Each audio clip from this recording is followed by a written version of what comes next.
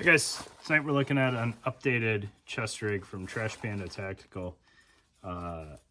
Much improvement in his craftsmanship since the last one that I got, and then some interesting changes in the design, which I'm gonna follow back up with him on because some of them are just curious. Like he had a lot more laser cut features in the original, and he's kind of gone back from that on this one.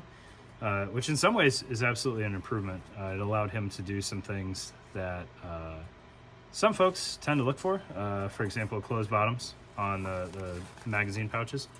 But let's get on the table and try to do a little bit of a side-by-side with the old one. But I don't want to get too hung up on the old one because, like I said, he was absolutely growing through his craftsmanship as he got to this point, and I want to focus on the new product more. If you got questions on the old one, head back and check that video out. All right, guys, so like I said, I don't want to beat up the old one too much, but I do want to give you a really quick rundown of some of the features of note in the original before we compare it to the new version. So the original had laser cut mag pouches, and I want to say I got this about a year ago.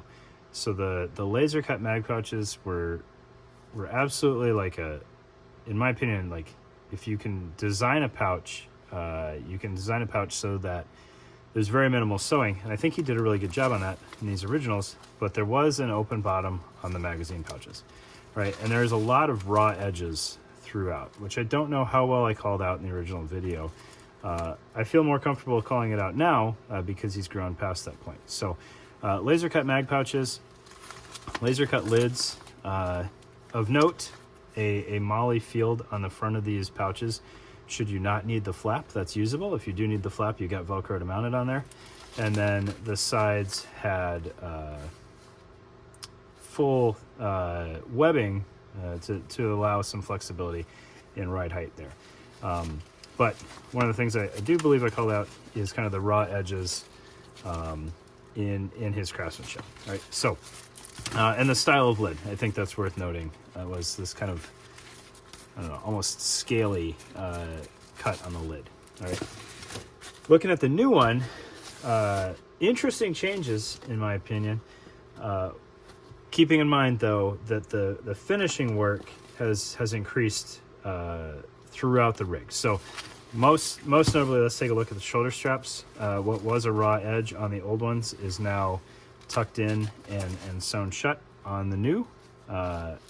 Very obvious improvement in his finishing work there, and also of note, the magazine pouches, both the PALS mounted and the fixed mounted now have a more clean edge on them without exposed cuts. Right, the bottoms of the magazine pouches are now closed as well. There's still a little recess behind them, but that's not the body of the pouch or an access point into the pouch. It's just the way he sewed these multiple pieces together. Right. The shoulder straps are also they're improved, but they're also changed. Right. So if we undo these buckles, this will sit better for us. The H harness is much happier being an H harness than the old one, and that's just due to a little bit of increased width in the shoulder straps.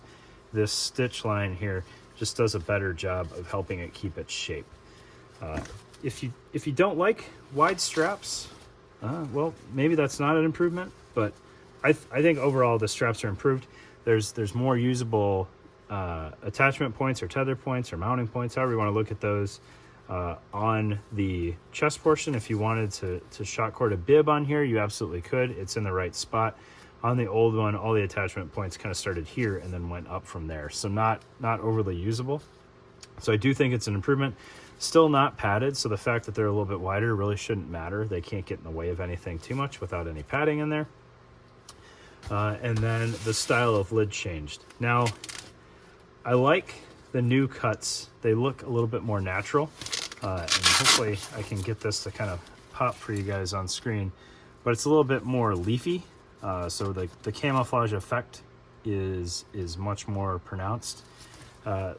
One bummer, in my opinion, that's still not present on these, and maybe that's because he didn't want to appear to outright copy the Spuds pouch lids, is these cuts are not a pass-through. So they're essentially purely decoration on the outside, right? There might be some function to that decoration, but they don't pass through the entire lid.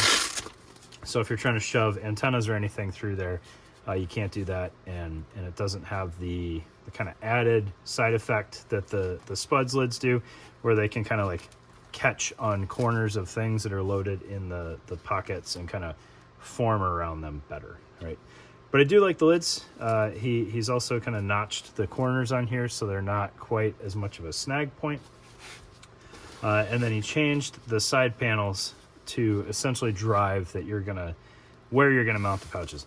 I don't mind that at all. If you're not using side pouches, it lets a little bit more of the base color shine through, because you're obviously not going to get color matched webbing in this pattern. And if you do use pouches, great, it works well. All right, looking at one of his kind of tearaway pouches here, I think these are very well done for what they are. He's got his own mounting method, laser cut and sewn onto the back panel of this.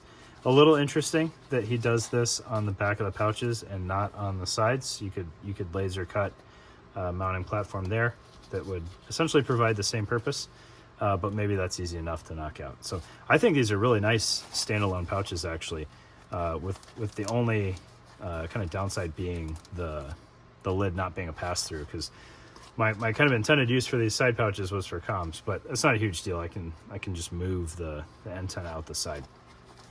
The one piece that I find really interesting is these add-on pouches. So they still have a removable lid that's Velcroed in there.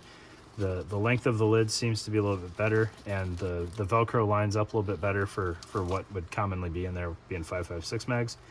But these have elastic running through, which makes them a little bit more friendly to not using the lid than the old style, but ironically, they're not set up to give you kind of any added bonus when you don't use the lid. So like I really liked the way he did the front panels on these, and I'm not quite sure why he changed from the front panels to just fixed Velcro. And it's the same way on the fixed pouches. There's no molly field there. Is that a showstopper?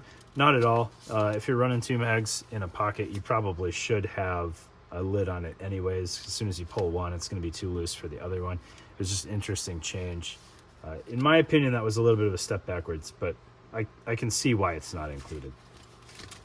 Looking at the rear of this thing, there really wasn't too much to improve on the rear.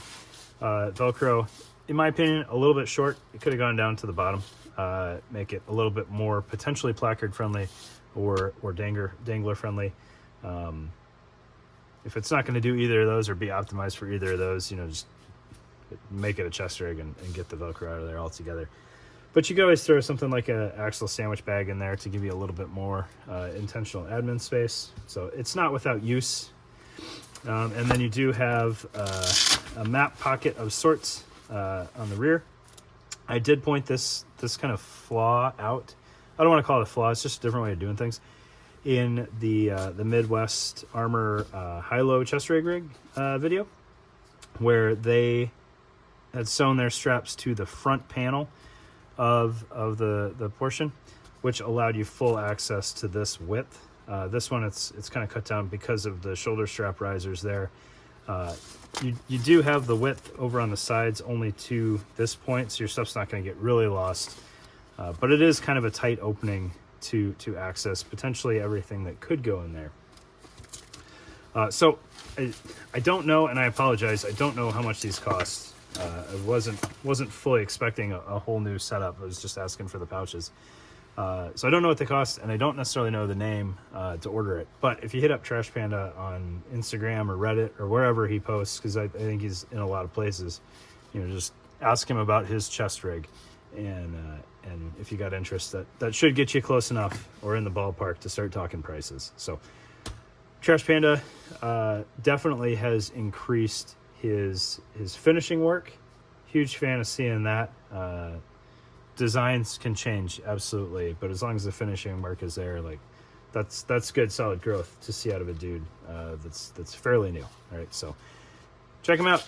Cool stuff, cool patterns. I dig it. Thanks, guys.